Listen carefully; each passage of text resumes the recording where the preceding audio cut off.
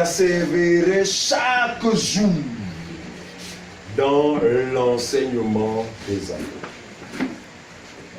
Je lis la Bible, les gens parlent, oh, mais c'est curieux, hein? Les chrétiens d'aujourd'hui ne sont pas comme les chrétiens d'avant. En puissance, en témoignage et toutes ces choses-là. Pour une seule raison. C'est que nous ne sommes pas constants comme les premiers chrétiens. La Bible dit que c'était chaque jour. Chaque jour, ils se réunissaient pour être enseignés. Alors, comment ne pas s'attendre à des vies chrétiennes solides? Comment ne pas s'attendre à des frères et des sœurs manifestant une foi telle que? Parce que la foi vient de ce que l'on entend. C'est à force d'écouter la parole de Dieu que notre foi non seulement grandit, mais elle devient de plus en plus ferme. Sans écouter la parole de Dieu, au lieu d'avoir la foi, vous aurez le foi.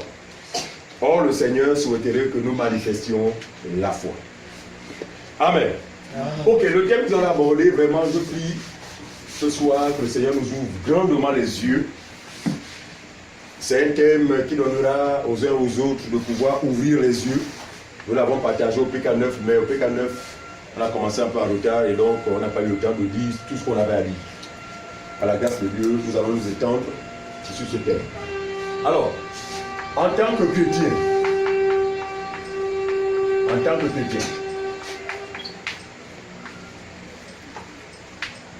devons-nous interroger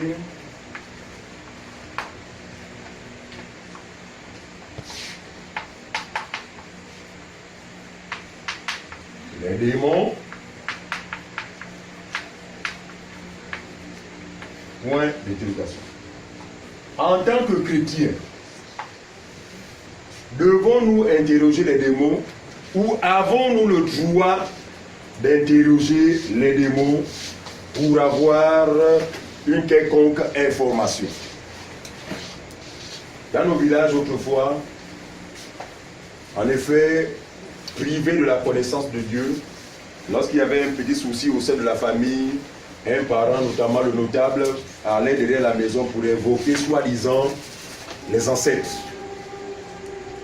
Et dans cette invocation, il arrivait que ce dernier ramène justement une réponse de la part de ses ancêtres.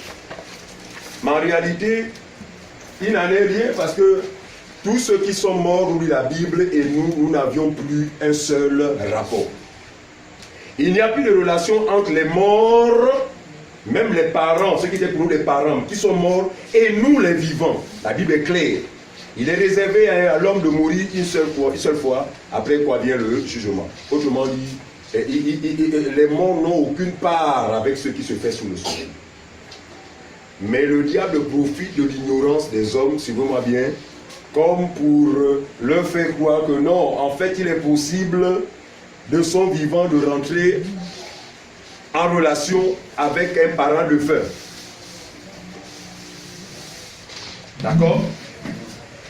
Et dans cette démarche-là, les gens pour eux sont convaincus que non, en fait le parent, c'est vrai qu'il est mort, mais il nous protège, il nous fait ceci, il nous fait cela. Mais ce qu'ils ne savent pas, c'est que Satan était séducteur. Il ne s'agit pas de son propre parent, quand bien même, n'est-ce pas, l'esprit qui pourrait posséder quelqu'un d'entre vous parmi les vivants, parce que c'est ce qui se passe en général, lorsqu'il y a un décès, bien lorsqu'il y a une cérémonie traditionnelle, il y a un qui se retrouve possédé par un esprit, et cet esprit-là s'exprime dans les termes, dans le ton et même le gestuel du défunt. C'est pas que vous avez vu du tel cas. Très bien. Au point où toute l'assemblée est convaincue que non, là c'est tonton qui est revenu. Ça c'est la séduction. Satan sait que le mort ne peut plus revenir. Mais comme lui, il a un but bien précis sur la terre, c'est de séduire les gens.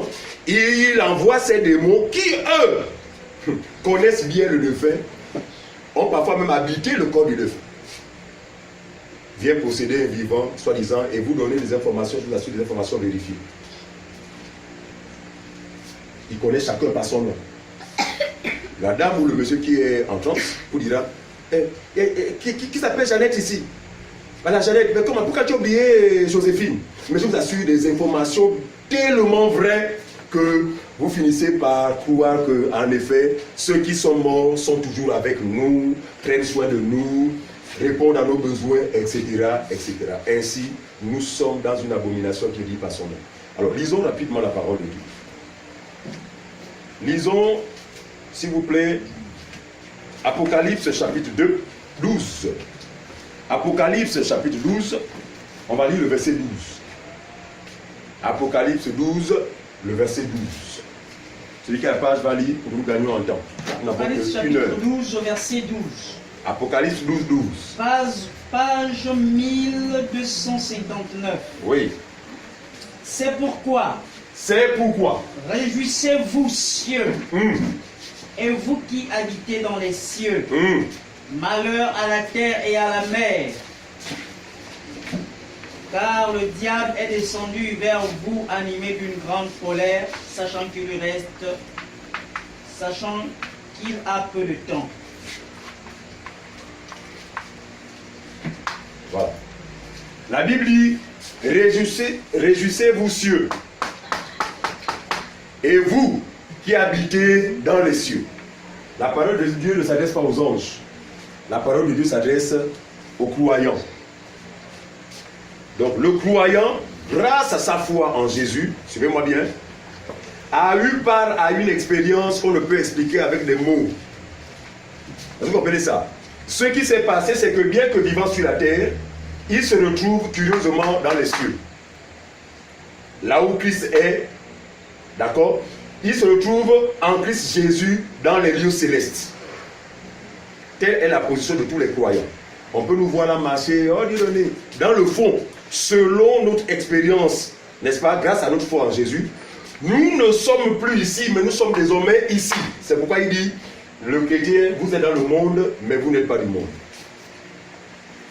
Voilà ce qui empêche l'ennemi, en fait, d'avoir le pouvoir qu'il exerçait sur nous. Parce que, avant que le Seigneur ne nous sauve, il nous dominait. Enfin, nous étions sous son pouvoir.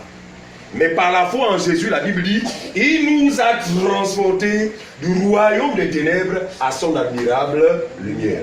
Et la Bible dit que nos vies sont désormais cachées en Christ dans les lieux célestes. Donc il dit, réjouissez-vous cieux. De qui s'adresse-t-il? Il s'adresse aux croyants. Il dit, vous soyez heureux.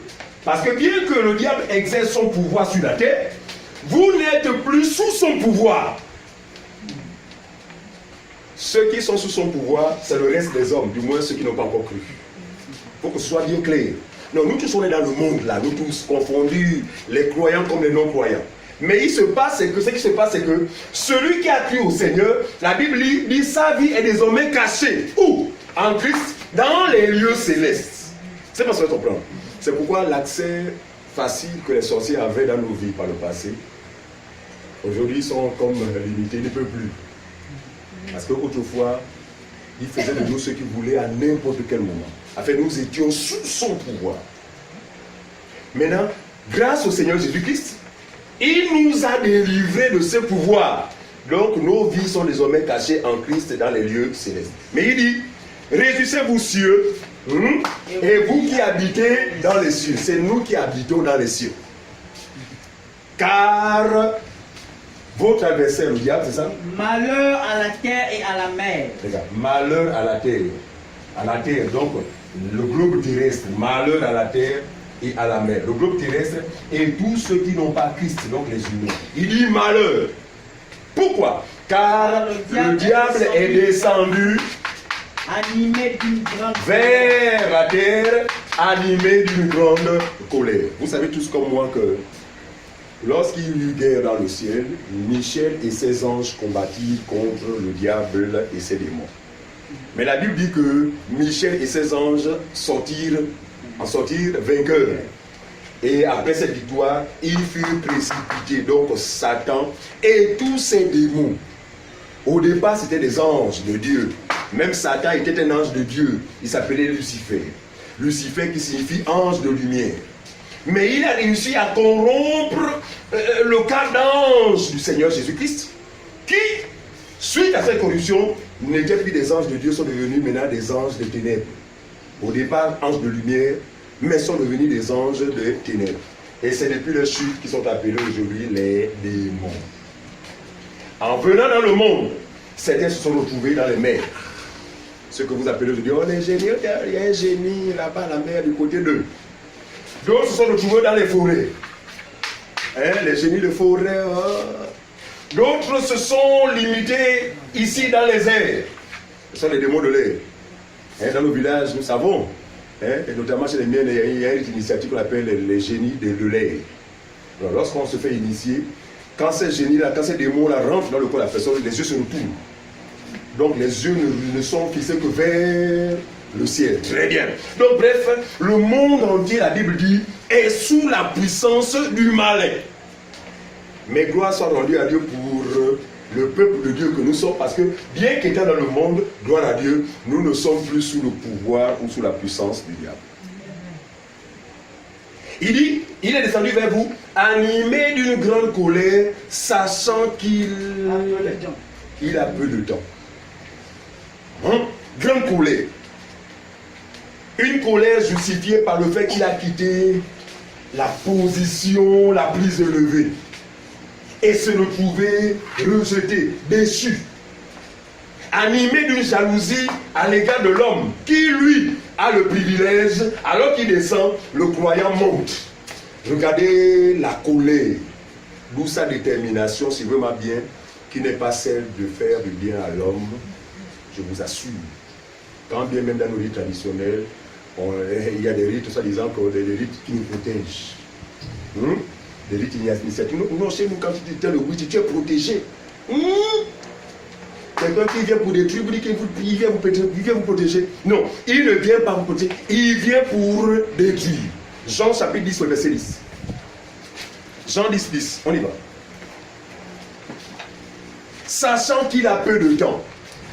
Peu de temps avant d'aller où?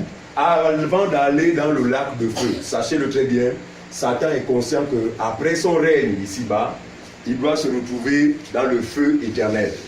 Il doit se retrouver dans l'enfer. Il en est conscient. C'est pourquoi il ne veut pas aller seul.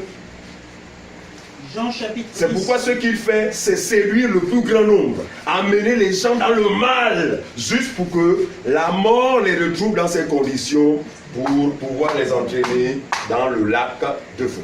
Jean 10, 10, on y va. Jean chapitre 10 à son verset 10, oui. Page 1075. Le voleur ne vient que pour dérober, égorger et détruire. Est-ce qu'il s'agit des voleurs de sacs? Est-ce qu'il s'agit des voleurs, ceux qui cassent les voitures? Il s'agit de quel voleur ici? Il s'agit du diable. Il dit le voleur ne vient que pour faire quoi? Dérober, égorger et détruire.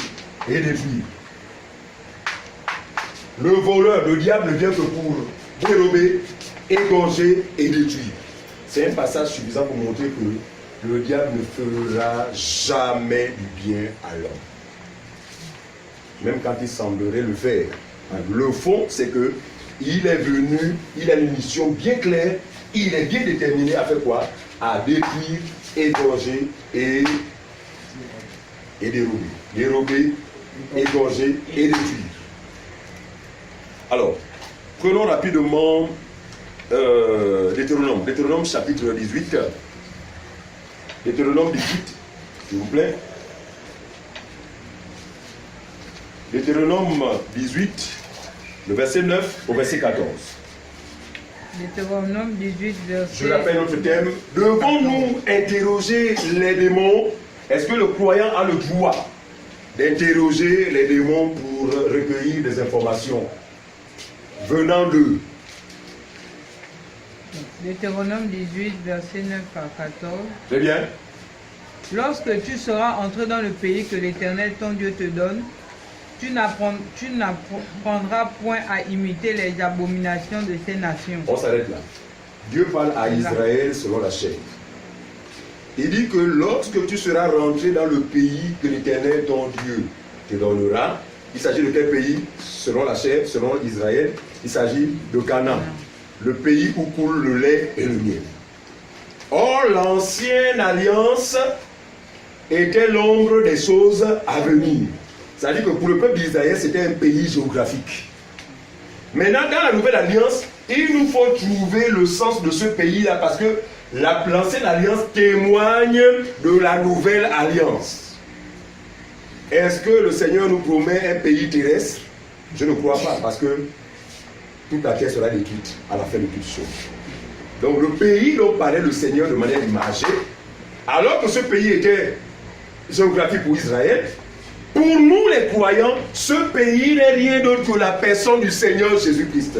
Autrement dit, une fois la grâce vous sera accordée d'être en Christ, vous n'apprendrez pas à imiter les pratiques des non-croyants. Parce qu'il y a des pratiques qui sont propres aux non-croyants. Vous les connaissez, non? Widi, Ndjembe, je ne sais pas quoi, hein? Croyances bizarres, d'accord?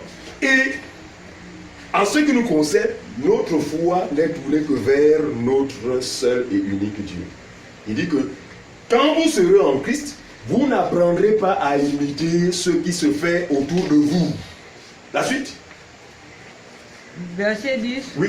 Qu'on ne trouve chez toi personne qui fasse passer son fils ou sa fille par le feu, personne qui exerce le métier de devin, personne qui exerce le métier de devin, d'astrologue, d'augure, de magicien, d'enchanteur, personne qui ne consulte ceux qui évoquent les esprits ou disent la bonne aventure.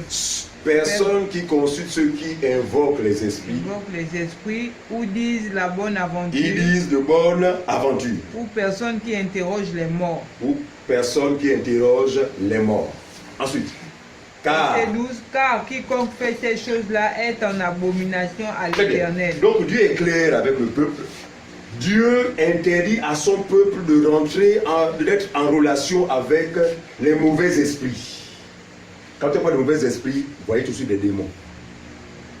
Dieu ne veut pas qu'en tant que chrétien, en tant que croyant, nous soyons en communion avec les mauvais esprits. Parce qu'il n'y a pas de rapport entre les ténèbres et la lumière. En croyant au Seigneur Jésus, nous sommes devenus tous des filles et des fils et des filles de lumière. Par conséquent, Dieu ne nous autorise pas à tisser une quelconque relation avec les esprits. Souvent, les gens le font de manière inconsciente. Parce que souvent, quand il y a relation avec les esprits, c'est souvent sous prétexte que non, c'est mon ancêtre, mon parent de feu. Mais dans le fond, ce n'est pas le parent. Ce n'est pas le parent, mais c'est Satan qui se substitue à ce parent-là pour te séduire, pour t'amener, suivez, dans une pratique que Dieu ne veut pas. Parce qu'il dit que quiconque fait ces choses est en abomination à l'Éternel. Alors prenons Matthieu, plutôt 1 Timothée 3, 1 Timothée 1, le verset 3 à 4. 1 Timothée 3, le verset 1 à 4. Les enseignants, les pasteurs, normalement sont les personnes indiquées qui doivent aider normalement les fidèles à connaître la volonté de Dieu. Parce que c'est eux justement qui les enseignent. D'accord? C'est l'enseignement que nous recevons des pasteurs qui détermine le type de vie chrétienne que nous menons. Ça veut dire que si on a été mal enseigné, il est évident que nous fassions les choses, mais tout en étant en abomination à l'Éternel.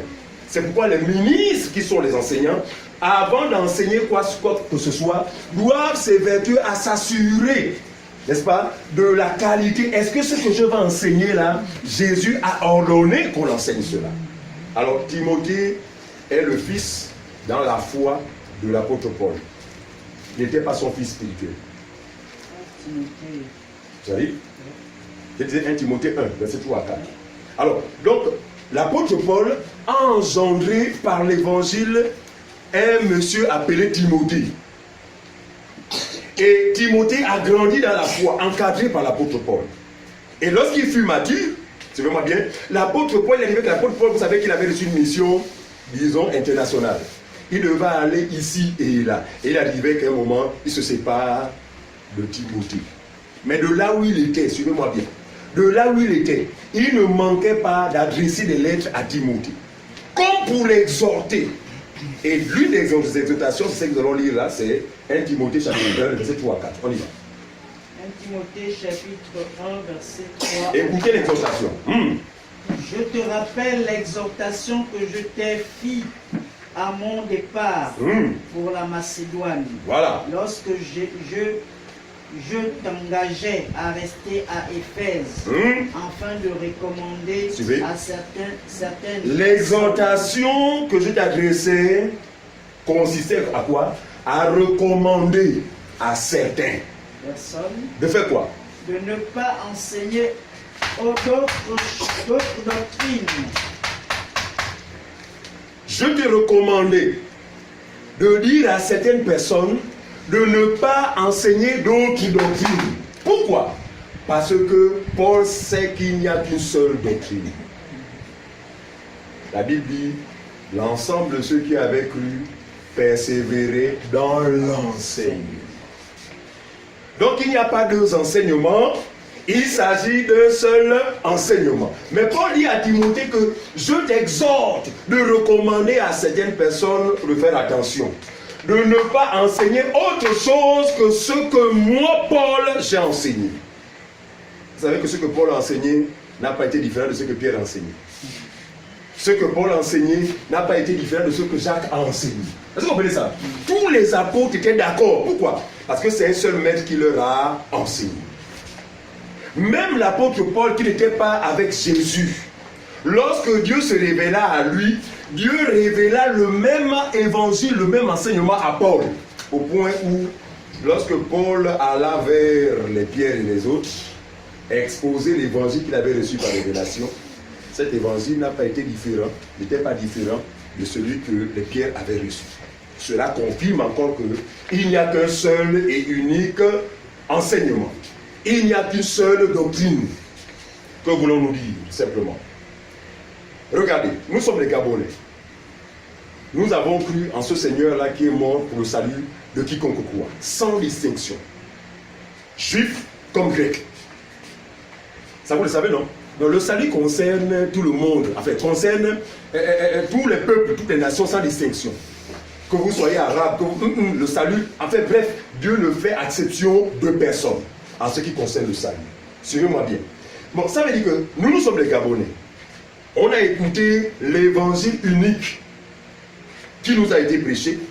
Nous avons cru à cet évangile et cet évangile nous a donné le pouvoir de faire quoi? De devenir enfant de Dieu. Celui qui est là-bas dans les pays arabes, lui aussi, par la grâce de Dieu, il a écouté le même évangile, le même. Lui aussi, à part la même expérience, il est devenu aussi enfant de Dieu.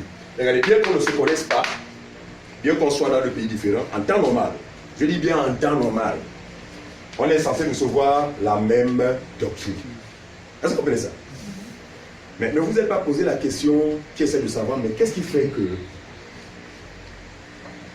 X se réclame être chrétien, l'autre là-bas chrétien, l'autre là-bas chrétien, et quand ils se retrouvent, chacun a son opinion. N'est-ce pas curieux? Bon, dès ce moment-là, à quel niveau se situe le problème? Est-ce que ça veut dire qu'il y a plusieurs évangiles? Mais qu'est-ce qui fait que lui a dit que je suis chrétien? Moi, je suis chrétien. Et deux chrétiens se rencontrent, mais maintenant, quand il s'agit de se retrouver dans la chose qui est censée confirmer l'unité qui existe entre nous, curieusement, on se retrouve divergent. Quand il y a divergence, c'est que parmi ces deux chrétiens-là, il y a un qui a reçu un autre évangile.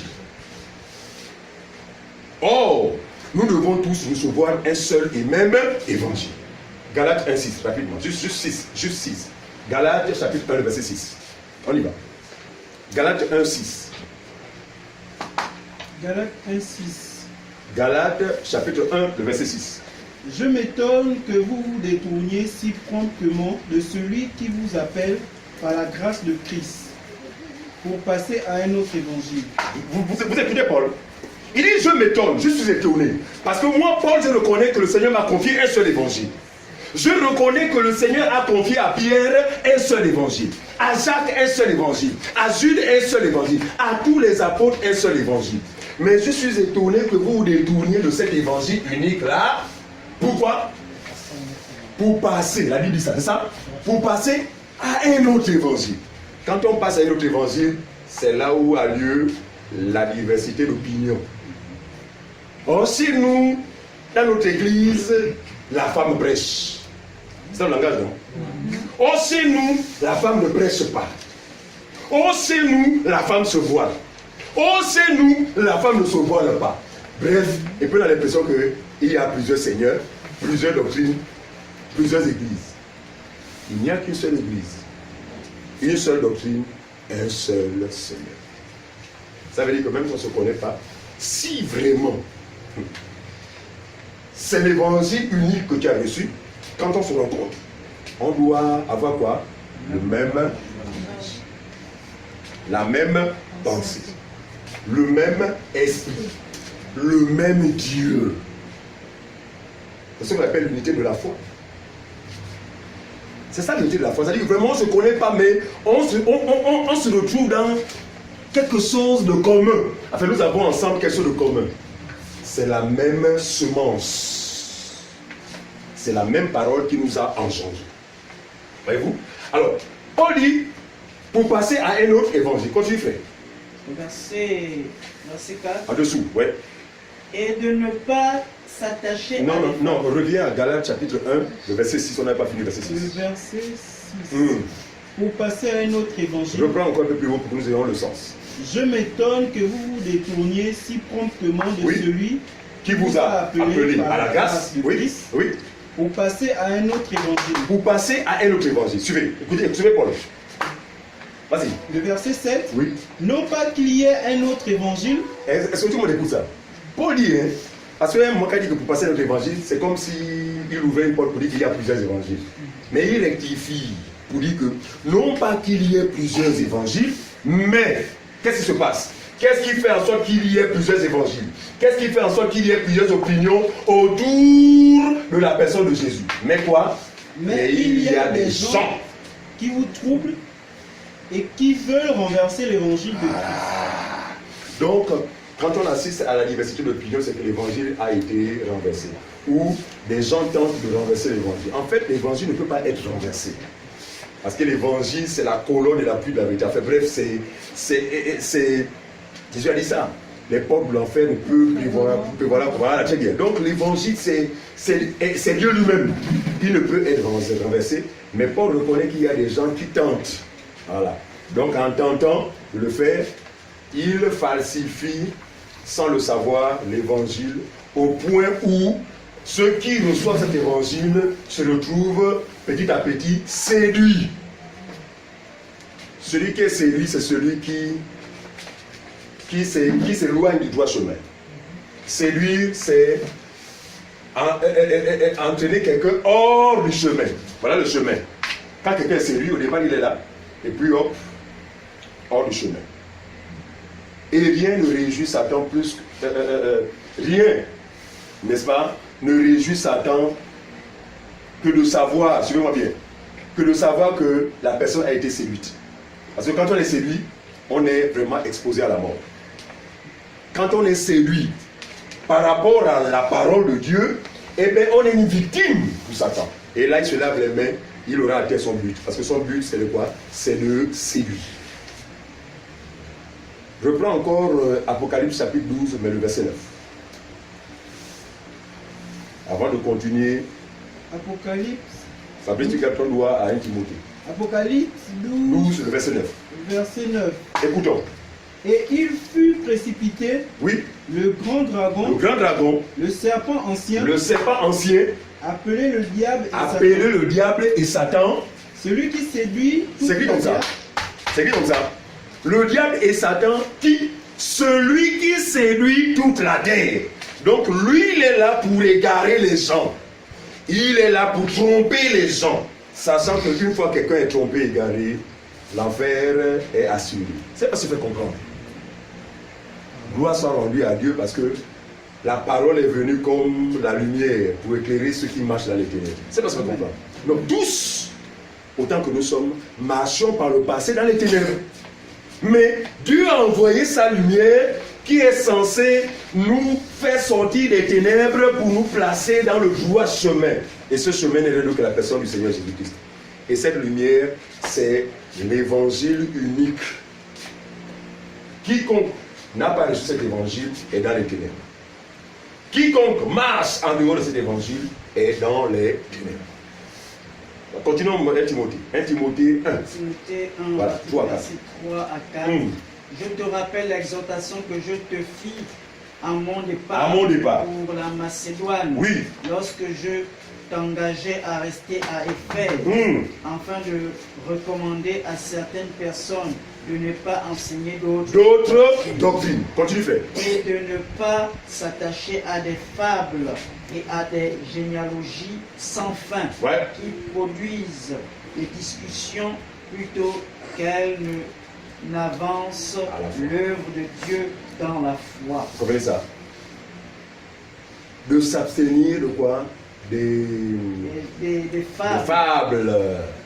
Donc, ne pas enseigner de doctrine et ne pas se laisser séduire par des fables et des choses qui ne nous avancent pas dans la vocation qui est la nôtre, qui est celle de la foi. Ça, c'est l'apôtre Paul qui écrit à Timothée, son fils, de veiller sur cela, parce que Timothée a encadré des hommes et des femmes. Timothée était responsable de la vie de ces personnes qu'il encadrait. Mais Paul, étant son père, ne manquait pas de dire: oh, une seule chose, Timothée, veillez à ne pas enseigner ce que je n'ai jamais enseigné. Parce que l'Église est bâtie sur le fondement des apôtres et des prophètes. Nous n'avons pas le droit d'enseigner autre chose que ce que les apôtres ont déjà enseigné et qui nous ont transmis dans ce livre-là. Ça veut dire que si quelqu'un se retrouve dans une pratique que les apôtres n'ont jamais enseigné, la bonne attitude c'est quoi? C'est de y renoncer. Pourquoi? Parce que si vous entrez dans cette pratique, vous êtes séduit. Parce que le but de Satan, c'est quoi? C'est amener les gens justement à faire le contraire de ce que Dieu recommande. Voilà. Alors prenons Jacques chapitre 3, le verset 1. Jacques 3, le verset 1. Jacques 3, 1. Jacques 3, 1. Mes frères, Mes frères, qu'il n'y ait pas parmi vous un grand nombre de personnes qui se mettent à enseigner. mes frères, qu'il n'y ait pas parmi vous, c'est écrit comme ça dans ce blanc, bien aimé, qu'il n'y ait pas parmi vous un grand nombre de personnes qui se mettent à enseigner. Il y a des assemblées, des églises où tout le monde enseigne. Chacun se lève là-bas: oh non, Dieu m'a parlé, oh chacun. Il dit: mes frères, je vous exhorte, qu'il n'y ait pas parmi vous un grand nombre de personnes qui se mettent à enseigner. Pourquoi? La suite. Car vous savez que nous serons jugés plus sévèrement. Seigneur Jésus. Car nous savons que nous, les enseignants, parce que Jacques était un enseignant, il dit: car nous savons que nous allons être jugés plus sévèrement. Regardez, les gens ne réalisent pas le caractère sacré de l'enseignement. Vous allez voir que l'enseignement détermine en général la conception, la mentalité de ceux qui le reçoivent. Regardez aujourd'hui les chrétiens, hein, qui, petit truc, oh le sang de Jésus, oh le sang, je suis trempé, le sang. Non, ils n'ont pas inventé ça. Ceux qui sont devenus, ou encore le langage qui était là, est quoi? Est le fruit de ce qui leur a été enseigné. C'est pourquoi Jacques dit: attention. Parce que si vous enseignez quelque chose qui est mauvais, vous allez empoisonner ceux qui vous écoutent. Et dans ce qui concerne 1 Timothée, comme là où Paul dit à Timothée: veille sur toi-même sur ton enseignement. Voilà, 2 Timothée, chapitre 3, verset 16. Verset 6, allons-y. Ouais. 2 Timothée 3, 6. Si j'ai bonne mémoire. Dans le cas contraire, c'est 16 le verset. Lisons cela. Non, rassurez-vous, je ne me donne pas du thème, mais c'est en fait, je suis en train de poser les bases pour que nous comprenions vraiment le thème. 2 Timothée 3, 6, ça dit quoi? Ouais, ça dit quoi? Il en est parmi eux. Non, 3, 16. 16. 2 Timothée 3, 16. Toute écriture est. Non, par contre, 1 Timothée 3, 16. 1. Ouais. Fabrice, tu mets parce que Marie parfois te...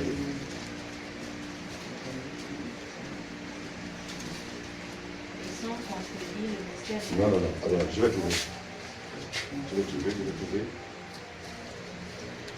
trouver ce passage, s'il vous plaît. Ouais. Je vais trouver, c'est nécessaire qu'on le trouve. Il est nécessaire que nous trouvions ce passage. C'était quoi le passage encore? Hein? Le passage que tu cherches. Veille sur toi-même sur l'enseignement, car en agissant ainsi, tu sauveras ceux qui t'écoutent. Comment ça? Comment je lis ce passage? Ça va aller.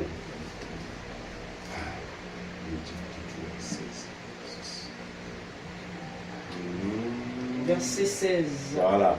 Il y a quoi? 1 Timothée, Voilà. 1 Timothée 4, verset 16. Voilà, c'est 4. J'ai dit 3. Je me suis trompé. Voilà. 1 Timothée 4, verset 16. On y va rapidement. Merci. Veille sur toi-même 1 Timothée 4, verset 16. Donc Dieu, mais plutôt, Paul écrit à Timothée et lui dit ceci. Veille sur toi-même, ensuite, et sur ton enseignement. et sur ce que tu enseignes. Persévère dans ces choses. Persévère dans l'enseignement, Car en agissant ainsi, donc en veillant et en persévérant dans l'enseignement, tu te sauveras tu toi-même. te sauveras toi-même Et tu sauveras ceux qui. et tu sauveras ceux qui t'écoutent. C'est qui t'écrit. Donc ça veut dire que, suivez-moi bien, comme on est assemblé là, si ce que j'enseigne est faux, je suis en train de vous tuer sans que vous le sachiez. C'est pas ce que vous comprendre. C'est pourquoi Paul exhorte Timothée que, avant d'enseigner, assure-toi que tu m'as vu enseigner comme ça. Assure-toi que ce que tu enseignes, moi-même Paul, je l'ai déjà enseigné. Parce que si tu ne veilles pas, tu seras en train d'exposer ceux qui t'écoutent à la mort. Alors, pour rentrer directement dans le vif du sujet, il fallait bien que nous parlions de ces choses. Il y a une pratique aujourd'hui dans les églises. À chaque fois que vous m'entendez parler des églises, vous voyez, les églises, hein, nous faisons différence, du moins celui qui a enseigné la différence qu'il y a entre les églises des hommes et les églises des hommes. Les églises des hommes ont une caractéristique. Elles ont chacune d'elles un nom. Oh, église, le cœur de délivrance. Première caractéristique, non. Elles sont dénominationnelles. Les églises des hommes ont à leur tête un président fondateur, un humain, un mortel. Président fondateur. L'église des hommes, là-bas, chacun pense, chacun enseigne ce qu'il a vu dans la vision. Vous comprenez ça? Ça veut dire que chacune d'elles a une vision, soi-disant, que l'homme de Dieu a reçue. Donc on a la vision. L'église des hommes, bref, en fait, on fait ce que l'on veut. C'est-à-dire qu'on ne respecte pas le modèle que les apôtres nous ont laissé. Par contre, dans l'église de Jésus, ici, aucun homme n'est fondateur. Jésus a dit, tu es pierre, et sur cette pierre, je bâtirai. L'église de Jésus, hein, ce n'est pas un homme qui est fondateur président, mais c'est Jésus qui est le fondateur. L'église de Jésus n'a pas de nom tel que dénominationnel. L'église de Jésus s'appelle l'église. Il n'y a pas d'autre nom. Elle s'appelle église. Et l'église de Jésus ne fait pas de l'église un bâtiment comme l'église des hommes. Comprenez bien, moment bien. Les églises des hommes, ils ont fait de l'église un bâtiment, un lieu, donc un bâtiment.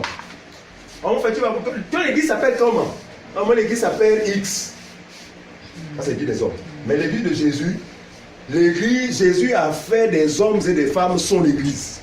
C'est-à-dire que c'est nous, les hommes, qui sont église. C'est pourquoi lorsqu'on nous pose la question, mais vous, votre église s'appelle comment? On dit non. Nous sommes l'église du Seigneur Jésus-Christ qui s'assemble du côté de nous. Donc il y a une différence entre les histoires des hommes là et l'église de Jésus. Or, les choses dont nous partageons ce soir-là concernent l'église de Jésus. Est-ce que vous comprenez ça? Il y a pas mal de divergences entre ces deux entités-là. Ce n'est pas l'objet de l'enseignement. Alors, donc ici, il y a une pratique, parce que nous en sortons. Moi, j'ai passé plus de 20 ans dans ce milieu-là, avant que mon cœur ne se convertisse au Seigneur. D'accord? Je sais de quoi je parle. Il y a une pratique dans leur soi-disant délivrance. On prend quelqu'un qui serait possédé, on chasse, d'accord? Et puis parfois la personne commence à... Bref, des cris, des machins, ça tombe, ça vomit, ça fait. Et après, quand le câble revient, on ose dire que la personne est délivrée. Non, la délivrance, c'est autre chose. Ne pas confondre le fait que les démons sortent d'un corps avec la délivrance. Quand les démons sortent d'un corps, c'est une guérison pour le corps. La délivrance concerne l'esprit. Parce que le Seigneur t'a franchi de la mort à la vie. Tu passes des ténèbres au royaume de lumière. Tu passes de la puissance de Satan à celui de Dieu. En fait, c'est un transfert qui se fait sur le plan spirituel par la foi en Jésus-Christ. Donc celui qui est délivré, c'est celui qui a eu part à cette expérience. Alors, dans leur démarche ici, oh, sors! Sors! Comment tu t'appelles? Vous avez entendu ça, non? Oh, c'est moi, X! Quel est ton nom? Je m'appelle Mabumba. Qu'est-ce que tu fais dans ce corps?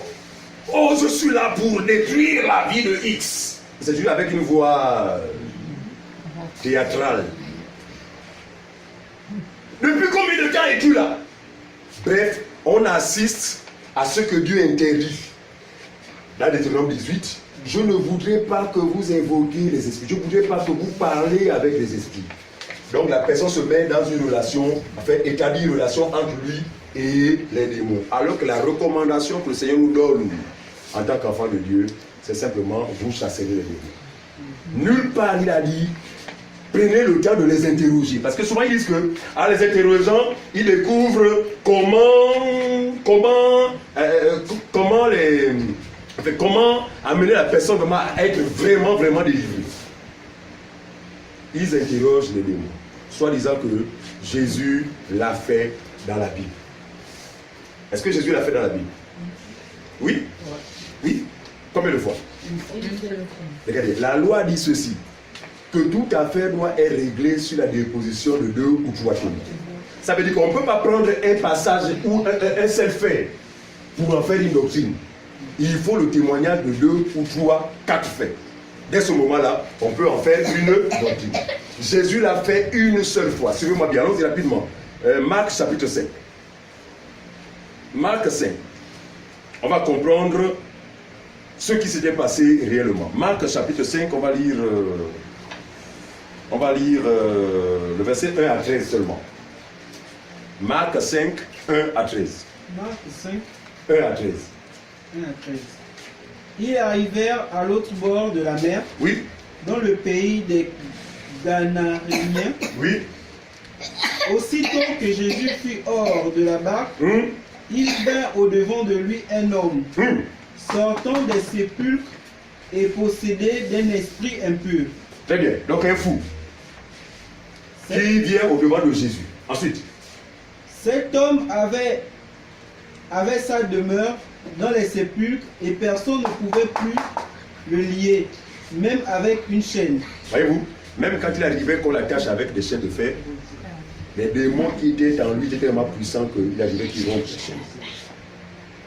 Il habitait désormais que dans les cimetières. Il n'habitait plus le village, que dans les cimetières. Donc, vous voyez la catégorie de démons qu'il habitait. Cet homme était possédé par des mauvais esprits. Donc, quand on parle de mauvais esprits, pensez à quoi? Démons. Il était habité par des démons qui le poussaient justement à dormir dans les cimetières et avoir une telle force telle qu'il était capable de rompre les chaînes à chaque fois qu'on l'attachait. Parce que quand on l'attachait, c'était pour le maîtriser. On le fait au village, non? Pour maîtriser un fou dans les villages, quand on n'a pas les comprimés, on l'attache. Mais la Bible dit qu'il arrivait régulièrement qu'il rompe les chaînes avec lesquelles on l'attachait. Ensuite, mon frère. Verset Oui, 4. oui. Car souvent il avait eu les fers aux pieds Oui, et avait été lié de chaînes. oui. Mais il avait rompu les chaînes et brisé les fers. Très bien. Continue. Personne n'avait la force de le dompter. Personne ne pouvait le maîtriser. Continue, frère. Il était sans cesse, nuit et jour, dans les sépulcres et sur les montagnes, Ah, criant et se meurtrisant avec Criant. des pierres. criant. Regardez ce qu'il faisait. Non seulement il criait, il faisait du bruit, mais il prenait des cailloux et se maîtrisait. Donc il se blessait. Il déchirait sa chair, le sang coulait partout.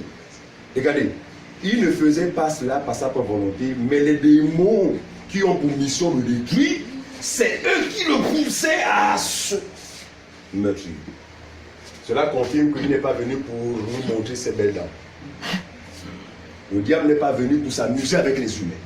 Un seul but, une seule vision, un seul objectif, détruire les humains de différentes manières, en utilisant tous les moyens possibles pour détruire l'homme que Dieu a créé. Parce qu'il est jaloux de lui. Continuons, frère. Verset 6. Oui. Ayant vu Jésus de loin, Ayant vu Jésus de loin, il accourut, se prosterna devant lui, et s'écria d'une voix forte. Oui. Qu'y a-t-il entre moi et toi? Très bien. Il voit Jésus, regardez. Jésus, c'est la lumière du monde, d'accord? Mais lui, les ténèbres. Et quand il parle, ce n'est même pas lui.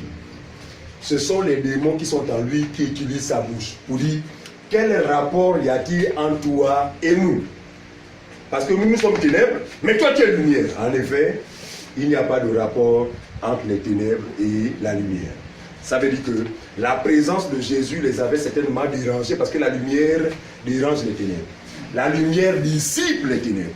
C'est pourquoi vous allez voir que même si vous êtes l'homme le plus possédé de la terre, si vous vous prêtez à écouter la parole de Dieu qui est lumière, plus elle va pénétrer en vous, les ténèbres qui vous maîtrisaient toute votre vie finiront par être dissipées. Parce que la lumière est censée chasser les ténèbres. Ça, c'est la meilleure délivrance. Parce qu'on va vous imposer les mèches, chasser les démons, c'est ce qui est une bonne chose. Mais si votre corps n'a jamais reçu la lumière, on aura chassé les démons, mais quand ils reviendront plus nombreux. Ainsi, votre état deviendra de plus en plus pire. Oh! Le possédé qui se prête à écouter régulièrement la parole de la vérité, qui est Jésus, eh bien, ceux qui habitaient en lui finiront par prendre leur bagage et vous dire que, oh, pardon, nous on a toujours vécu dans les ténèbres. Désormais, il y a une lumière, mais on n'est pas à l'aise avec cette lumière. Ils iront chercher d'autres maisons. Est-ce que vous comprenez ça? C'est pourquoi nous disons qu'un croyant qui a reçu la lumière du Seigneur ne peut pas être possédé. C'est impossible. Il y a des chrétiens qui sont possédés. En fait, tu es chrétien depuis comment ça fait 4 ans. Mais il y a un esprit là qui vient, qui tous les jours, je sens, il tourne dans mon ventre là. Tu n'es pas chrétien. Jamais tu l'es devenu. Parce que, regardez, souvent ce qui amène les gens à penser qu'ils sont chrétiens, c'est parce qu'ils fréquentent les églises des hommes. Parce qu'ils sont chantres. Parce qu'ils sont diacres. Non. Chrétien, c'est appartenir à l'église de Jésus. Et comment faire pour devenir membre de l'église de Jésus? La Bible dit, par sa grâce, c'est Dieu qui ajoute à l'église ceux qui sont sauvés. Donc c'est lui qui nous attire par le moyen de sa parole pour faire de nous ses enfants. Dès lors que quelqu'un fait partie du corps de Christ, il ne peut plus être possédé. Il faut bien comprendre ça. Un chrétien ne peut plus être possédé, c'est impossible. Si un chrétien est possédé, c'est que tu n'as jamais été chrétien. Parce que Dieu ne peut pas cohabiter. Dieu ne peut pas cohabiter avec le diable dans la même maison. C'est impossible. Soit un sort, soit l'autre reste. Mais jamais les deux. Lui, quand il vient, il trouve les démons en nous. Mais les démons ne peuvent pas le résister. C'est pourquoi, lorsque les démons qui habitaient le jeune homme fou là, voient Jésus, ils sont déjà troublés. Qu'y a-t-il entre toi et moi? Parce qu'ils savent que sa présence finira forcément par les mettre dehors. Est-ce que tout le monde comprend cette affaire? Très bien, on continue, frère. Toi, tu disais. Qu'y a-t-il entre moi et toi, Jésus, fils du Dieu très haut? Très bien. Il dit, au départ, qu'y a-t-il entre moi et toi? Et puis on a l'impression que le jeune homme est possédé par un seul esprit. Il dit bien, qu'y a-t-il entre moi et toi? N'est-ce pas? Quand il parle comme ça pour nous qui lisons, le jeune homme est possédé par un seul esprit qui s'adresse à Jésus. Qu'y a-t-il entre moi et toi? Suivez la suite. Jésus, fils du Très-Haut. Oui. Je t'en conjure au nom du Dieu, ne me tourmente pas. Je t'en supplie, au nom de Dieu, ne me tourmente pas. Qui parle? Le démon, à l'intérieur duquel il y avait des démons. Ne me tourmente pas. Ah. Mais je n'ai encore rien dit. Pourquoi? Parce que la lumière qui est Jésus tourmente les démons. Est-ce que vous comprenez ça? Donc ils sont déjà tremblants. Oh, je t'en supplie, ne me tourmente pas. Pourquoi? Parce qu'ils savent aussi que en dehors de ce tourment-là qui vivait déjà, il existe un tourment qui leur est réservé, c'est le feu de l'enfer. Autrement dit, ne nous envoie pas déjà là-bas. Parce que Luc rapporte ça autrement, il dit que ne nous envoie pas là-bas avant le temps. Ouais. Parce que tous ont rapporté les faits, mais chacun à sa manière. Luc dit que les démons disent à Jésus que ne nous envoie pas là-bas avant le temps. Il parle de là-bas, l'enfer. Ne nous envoie pas là-bas, pardon, avant le temps. Ensuite, frère. Verset 8. Oui. Car Jésus lui disait, sors de cet homme, esprit impur. Sors de cet homme, esprit impur. On a toujours l'impression qu'il s'agit d'un seul démon dans la vie de l'enfant. Continue, mon frère. Et il lui demanda, Et il quel est demanda. ton nom? Regardez. Jésus, pour la première fois, va parler avec un esprit impur. Vous savez que les esprits lui sont soumis. Non, tous les esprits sont soumis à Dieu. Et c'est Dieu qui parle. Donc, les esprits avaient l'obligation de répondre à la question de celui qui les a créés. Ça choque. N'est-ce pas Dieu qui a créé le diable et les démons? Bien sûr. Non, il faut être clair. Hein? Voilà. Donc, ils sont en face de leur créateur. Ils posaient la question, qui es-tu? Vas-y, frère. Et il lui demanda, quel est ton nom? Quel est ton nom? Légion est mon nom, lui répondit-il, car nous sommes plusieurs. Or, au départ, le dialogue semble se faire entre deux personnes, mais il dit Légion est mon nom. Le démon qui était dans le jeune homme l'a dit Légion est mon nom, car nous sommes plusieurs. Alors, une légion dans l'armée romaine avait à son sein plus de 3000 soldats. Dans l'armée romaine, quand on parle de légion, c'est à partir de 3000 soldats. Ça veut dire que dans le corps de ce jeune homme-là, il y avait plus de 3000 démons.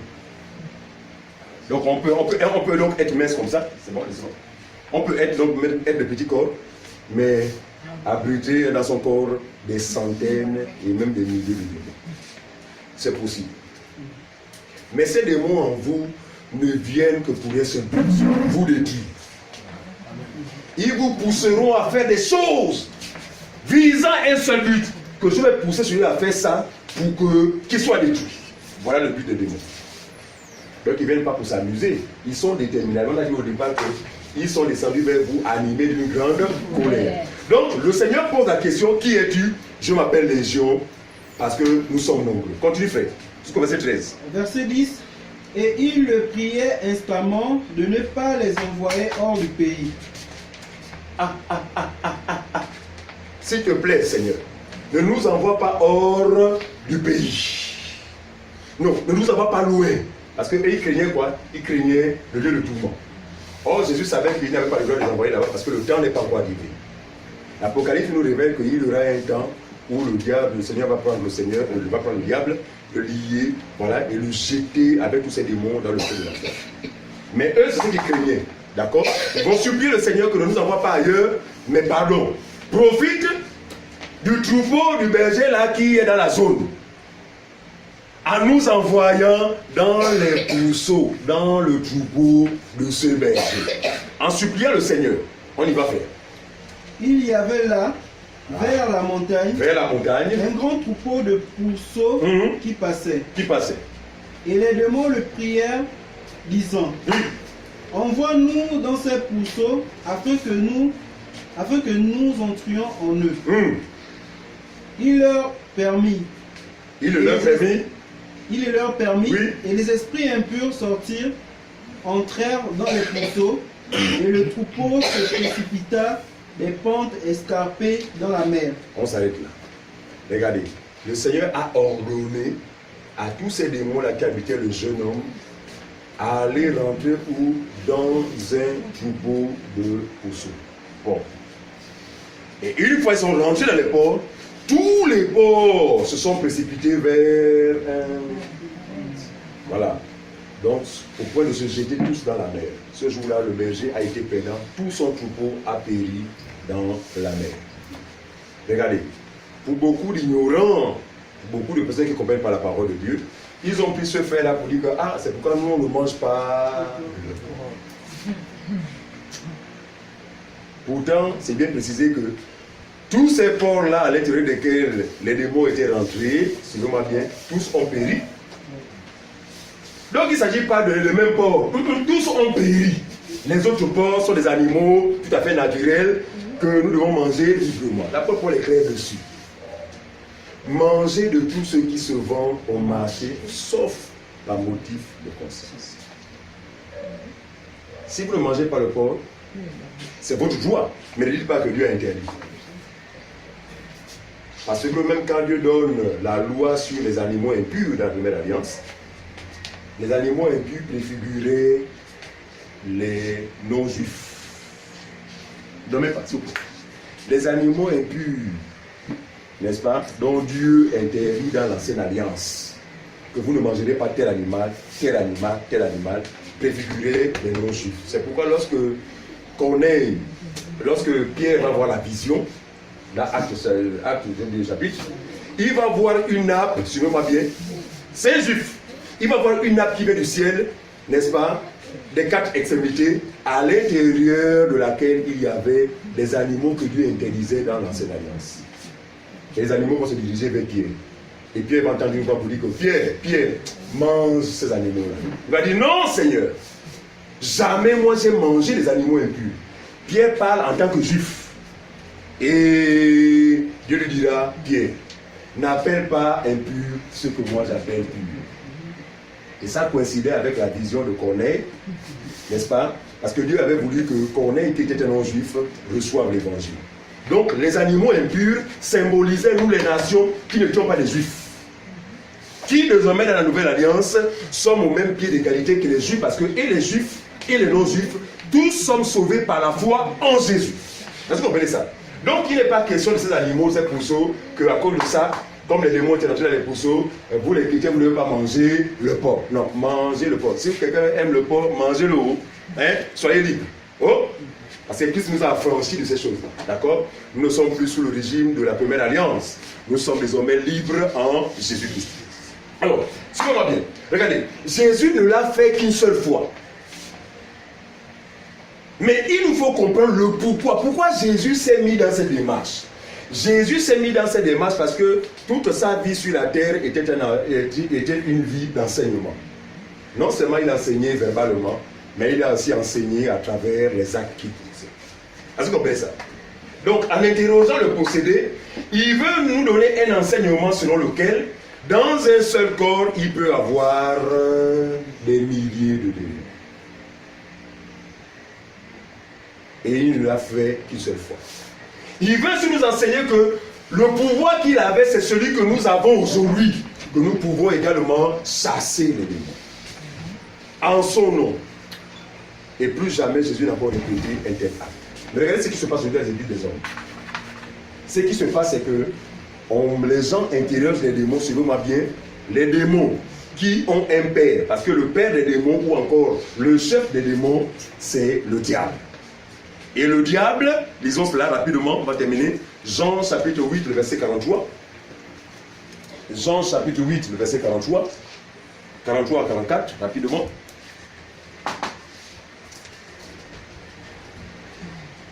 Jean 8, 43 à 44, celui qui a la page peut lire, s'il vous plaît. Jean chapitre 8, verset 43 à 44. Pourquoi ne comprenez-vous pas mon langage? Jésus dit, pourquoi ne comprenez-vous pas mon langage? Il s'adresse ici aux Juifs.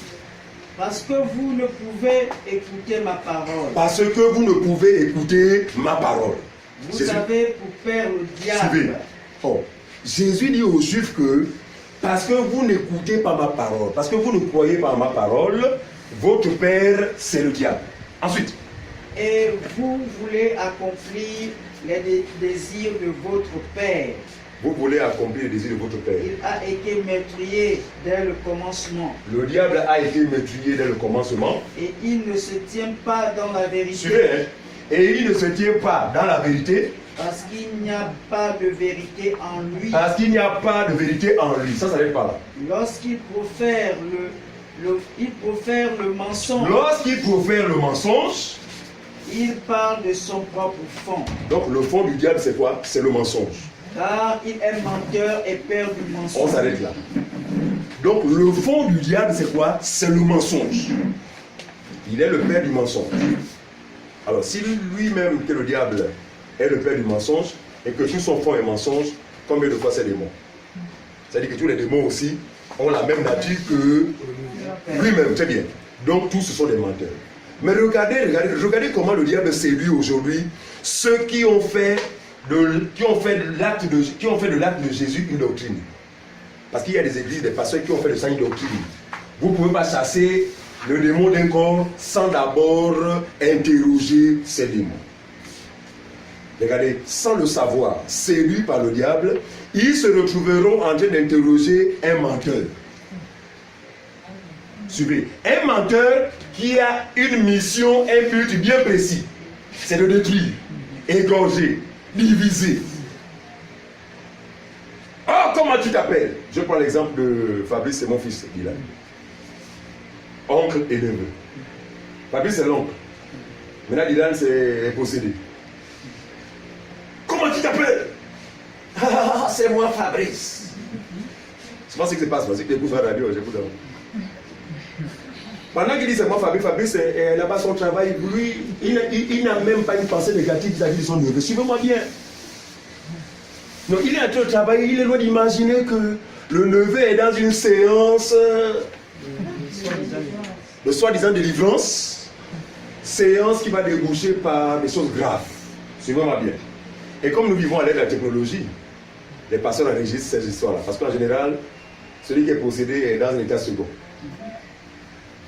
Comment tu t'appelles? C'est moi, Fabrice. Qu'est-ce que tu fais dans ce corps? Oh, je suis là pour la détruire. Je ne veux pas qu'il fasse les corps, il m'énerve. Donc la séduction a lieu dans l'assemblée, mais comme tout le monde aveugle, personne ne voit.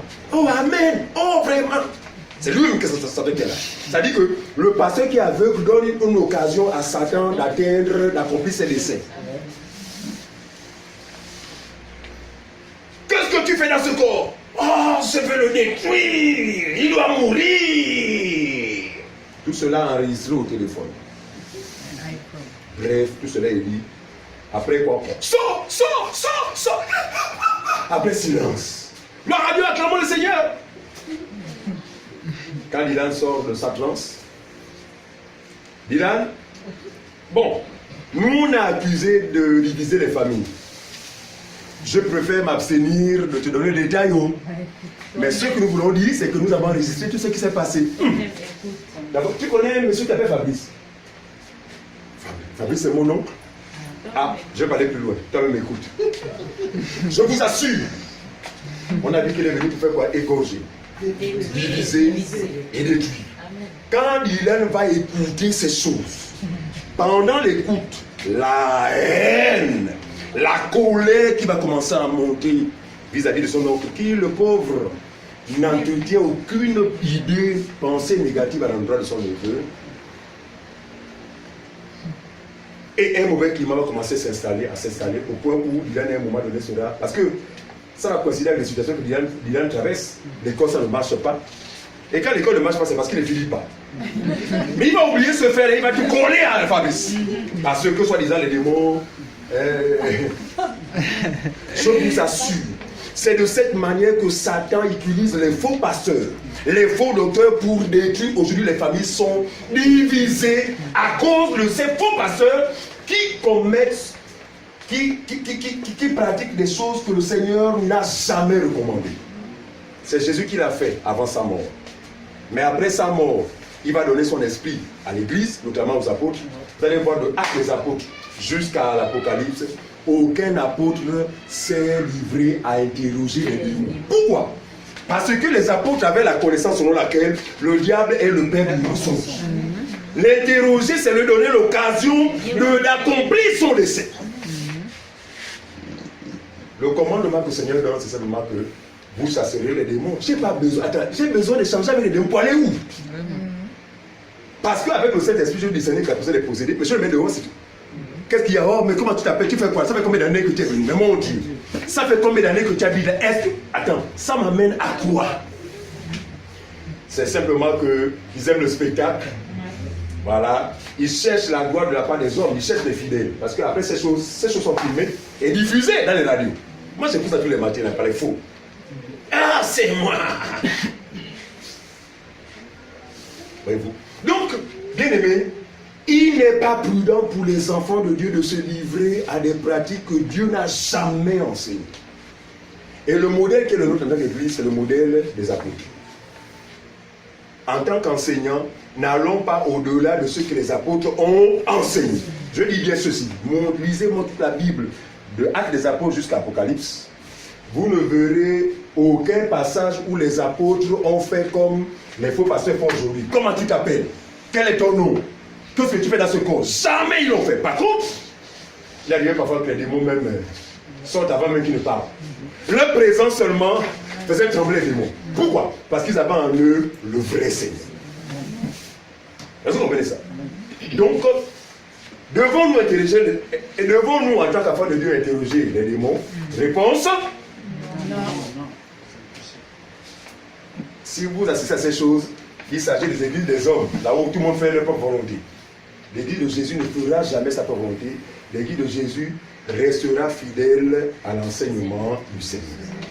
Est-ce que vous comprenez ça? Donc, on s'arrête là. Voilà, que Dieu bénisse sa parole et qui nous donne de rester fidèle. Parce que celui qui ne sera pas fidèle à son enseignement sera condamné. Celui qui n'est pas fidèle à son enseignement est séduit. Ça veut dire qu'il est victime de Satan. Alors, quelques minutes pour les questions, s'il y en a. Parce que nous efforçons à rester dans l'état. Amen.